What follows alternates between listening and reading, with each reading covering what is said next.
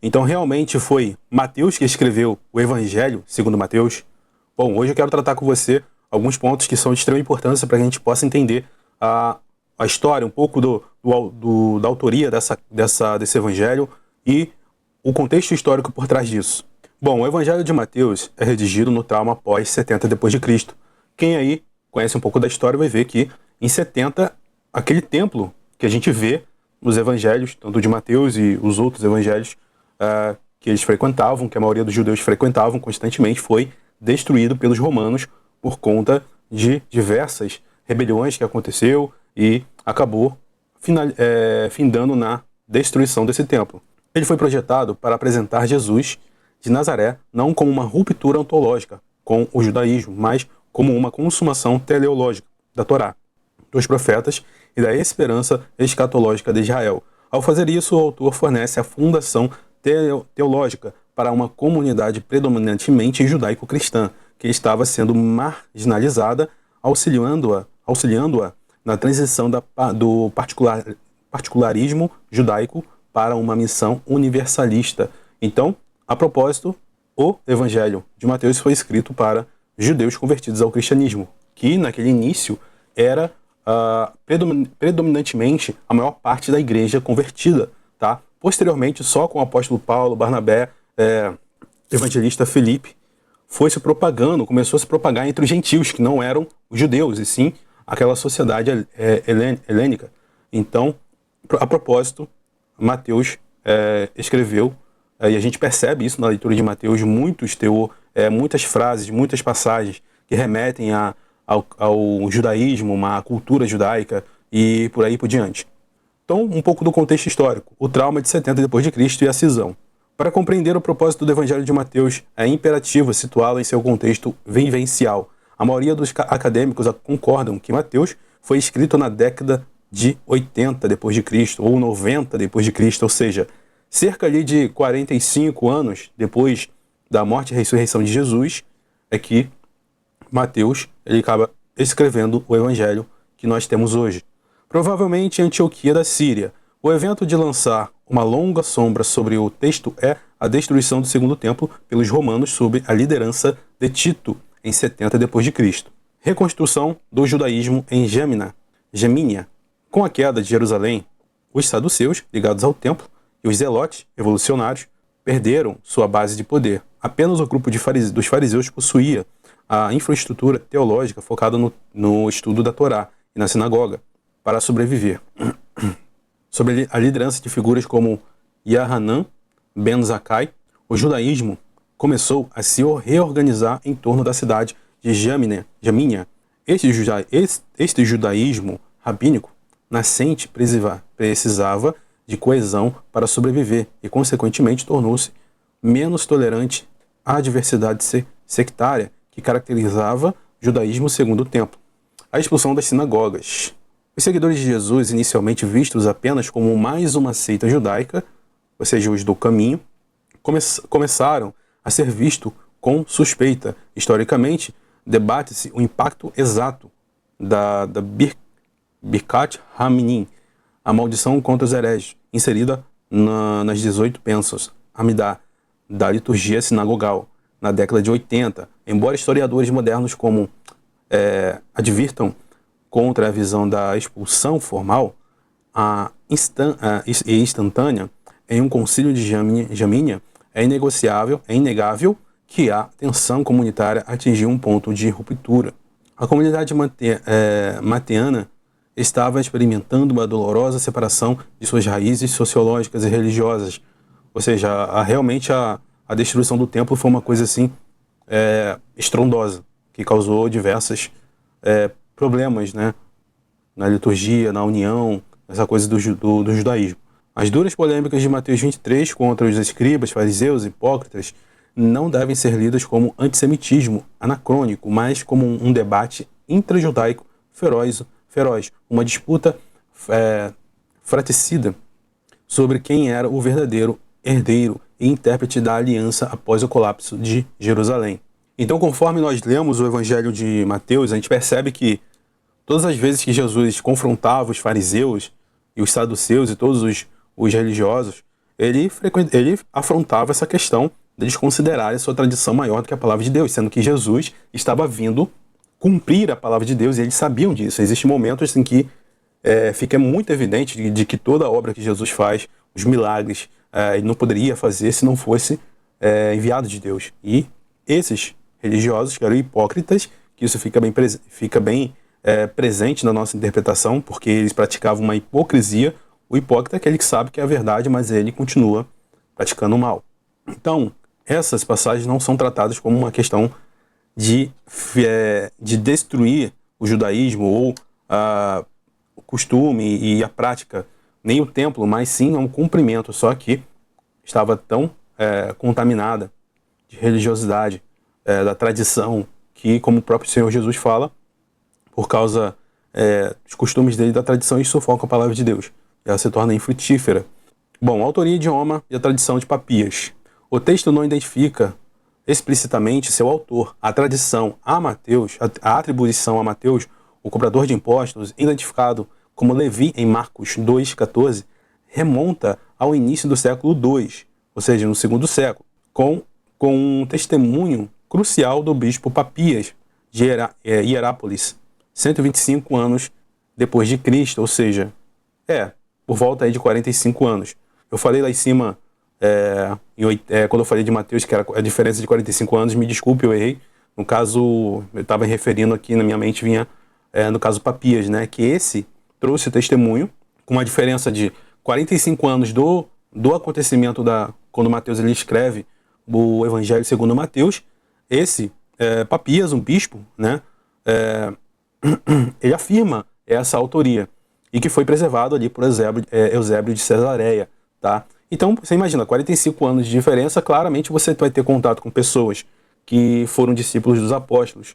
Você mesmo vai ter testemunho de várias igrejas que foram fundadas pelos apóstolos, dando certeza de que aquela carta, aqueles escritos foram de autoria de um dos apóstolos. Assim como Paulo fazia com as outras igrejas, ele escrevia a carta, uma igreja lia, passava para outra igreja e por aí vai.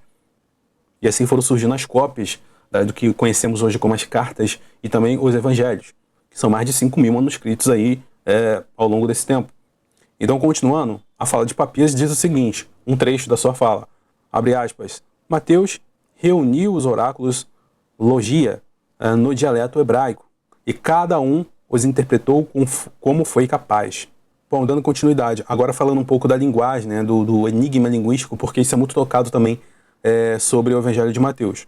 Esta declaração de Papias tem gerado séculos de debate. O Evangelho de Mateus, que possuímos, não lê como uma tradução desajeitada do hebraico ou do aramaico. Seu grego koiné, ou seja, grego koiné era a língua, como se fosse o inglês de hoje. A língua, se você quer falar para o mundo inteiro naquele tempo, disseminar um conhecimento no mundo inteiro, era o koiné. Exatamente. Existia um grego mais antigo, assim como hoje existe um português mais antigo, existe um inglês mais antigo, existe a diferença do inglês, algumas diferenças do inglês falado nos Estados Unidos com a Inglaterra e por aí vai. Então o koiné era um grego muito popular, muito conhecido, e foi nessa língua que foi escrito, né? Todo o novo, não só o Evangelho de Mateus, como também todo o Novo Testamento escrito em grego, tá? Koiné, né? Como falam por aí. É polido, então foi escrito de uma forma polida, sofisticado e faz uso de jogos de palavras característicos do idioma grego. Além disso, o autor depende fortemente do texto grego do Evangelho de Marcos e frequentemente cita o Antigo Testamento a partir da Septuaginta, a tradução grega LXX. Essa Septuaginta é muito falada hoje e ela é praticamente foi a tradução do Antigo Testamento inteiro para a língua grega, que foi feita. Existe toda uma mitologia atrás de como que ela foi feita, quem mandou fazer, né, lá, se não salvo engano, no Egito, por 70 rabinos e por aí vai. Mas fato é que naquele tempo de Jesus existia a Septuaginta, que era o Antigo Testamento todo traduzido para o grego, inclusive que tem essa afirmação que Jesus usou a Septuaginta. Tá? Continuando, embora em momentos cruciais traduza diretamente do texto massorético hebraico, que já era o texto hebraico. A academia moderna oferece algumas soluções para este enigma. A hipótese do Mateus, Papias referia-se a um documento anterior em hebraico e aramaico, talvez a hipotética fonte que o autor do Evangelho grego de Mateus utilizou. O estilo judaico. A expressão hebraide dialecto não se referia ao idioma hebraico, estritamente linguístico, mas a um estilo judaico, ou formato literário. O autor anônimo de Mateus seria, portanto, um escriba judeu-cristão, helenizado, fluente nas 3 línguas do Levante, hebraico para a liturgia, aramaico para o vocábulo, grego para a literatura. A influência trilingüe é evidente. O autor entende nuances etimológicas, como o nome Jesus e preserva, e também o nome de Jesus lá como referia-se a Deus no Antigo Testamento, Yahvé, Jeová, por aí vai. Preserva as expressões idiomáticas aramaicas como Haka, que a gente vê em Mateus 5, 22, e Eli, lama sabachthani, que é uma frase muito conhecida na crucificação de Jesus, certo? Então essas expressões, elas trazem, dá muito a entender que essa pessoa que escreveu tinha um conhecimento muito grande tanto do hebraico, da história, da teologia, do Antigo Testamento, como também do grego, né? Então, assim, não é de se suspeitar de que Mateus ele tinha essa capacidade, porque ele era um cobrador de impostos para Roma, né? Então, dos judeus, né? Os cobradores de impostos cobravam impostos da sua comunidade e reportavam esses valores para os romanos. Então, eu não suspeito de que realmente Mateus tenha um conhecimento claro, assim como o apóstolo Paulo tinha do grego, tá? E da sua própria língua materna. E também, como Paulo também se utilizou de escritores, e ele recitava, e o escritor grego, né, que não era o apóstolo, mas ele estava escrevendo para o apóstolo, fez isso. Então, das 2 formas, há uma grande possibilidade. Continuando, falando agora do contexto bíblico, né, a tipologia, o novo Moisés, e o teor em que Mateus ele vai traçar toda o evangelho que ele escreve. O propósito principal de Mateus é demonstrar que Jesus é a continuação orgânica da narrativa do Antigo Testamento. Isso aqui é importante.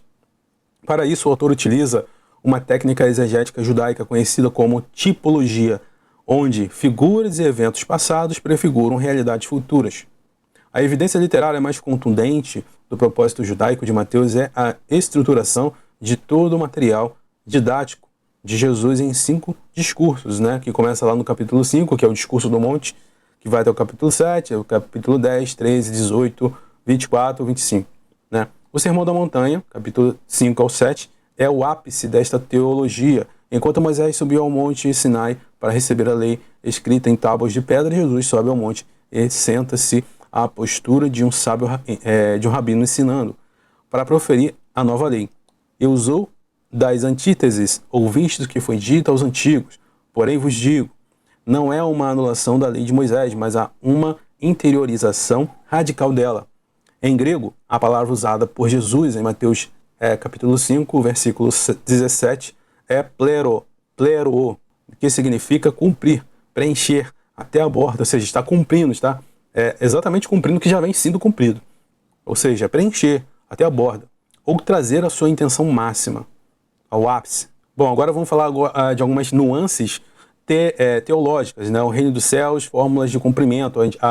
Então a gente está acostumado a ver muito que os evangelhos, né? Mateus, Marcos, Lucas e João, né? Por fato de serem conhecidos assim como evangelhos, eles têm que ser tudo igual. A gente vai perceber que não é bem assim. São relatos acerca de Cristo e cada um deles vai trazer alguma coisa a acrescentar dentro dos seus escritos, né? Então não necessariamente existe essa obrigação de ser exatamente igual. E, continuando, vai dizer o seguinte. Então, continuando, um estudioso atento do texto grego de Mateus notará particularidades imensamente carregadas de significado judaico, o reino dos céus. Enquanto Marcos e Lucas usam frequentemente o termo reino de Deus, né, Basileia tu Theou, Mateus utiliza quase exclusivamente a expressão reino dos céus, Basileia ton aronon, Ouronon. Esta não é uma diferença geográfica, referindo-se a um lugar nas nuvens ou no céu, né? Mas uma questão de reverência linguística.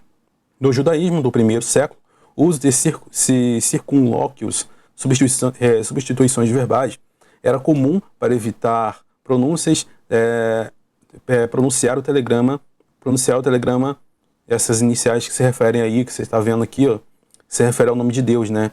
Ou até mesmo a palavra Elohim, muito utilizada pelos judeus. Deus, no caso. Por isso, por respeito à transcendência divina, né? Kavod, céus. Então, é uma das substituições mais comuns, o uso desta terminologia para que o autor de Mateus estava visceralmente imerso nas sensibilidades, na piedade judaica de sua época. Então os judeus tinham muito essa coisa de não pronunciar o nome de Deus por ser muito santo, sagrado, então se utilizava de outro nome, né, para que ele não cometesse alguma questão de talvez ofender a Deus ou tratar coisa santa como na sua conversa muito banalmente. Eu acho isso interessante, né? Nós deveríamos ter o mesmo pensamento, acho eu. Então, continuando, uma das ferramentas teológicas mais distintas do autor é a fórmula do cumprimento. Tudo isto aconteceu para que se cumprisse o que o Senhor dissera pelo profeta. Então a gente vai ver isso muito presente nos evangelhos, né? De Mateus, nos outros também, né? Se fazendo sempre essa interligação com o Antigo Testamento, se cumprindo profecias, e por aí vai. Mateus frequentemente utiliza o método hermenêutico semelhante ao dos rolos do Mar Morto, os Pesharem, onde um texto antigo é lido revelando o mistério, o raiz, né, oculto, cuja interpretação diz respeito ao tempo presente. Quando Mateus cita Isaías 7,14, eis que a Virgem conceberá, né, ele usa o termo grego partenos, da Septuaginta, enfatizando o nascimento virginal, em tensão com o original hebraico alma, que indica uma jovem em idade de casar, sem implicar necessariamente na virgindade. Essa exegese demonstra como o autor relia ativamente a tradição judaica sob a nova luz da experiência da ressurreição. E aqui nós trouxe para você pontos importantes sobre o Evangelho de Mateus, que eu acho de extrema importância a gente entender esses princípios, né, do que provocou, o que motivou os autores das cartas dos evangelhos a escreverem o ano que foi escrito, o contexto, o propósito por trás daquilo, porque a gente fica mais, assim como esse autor estava inserido dentro do contexto da palavra de Deus e o propósito pelo qual ela quer trazer para nós. Então, te agradeço e até o nosso próximo vídeo.